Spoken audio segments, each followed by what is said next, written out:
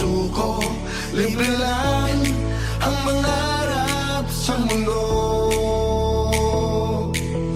Sa tulong ng programang may puso na tapat, maghahatid ng swerte sa lahat.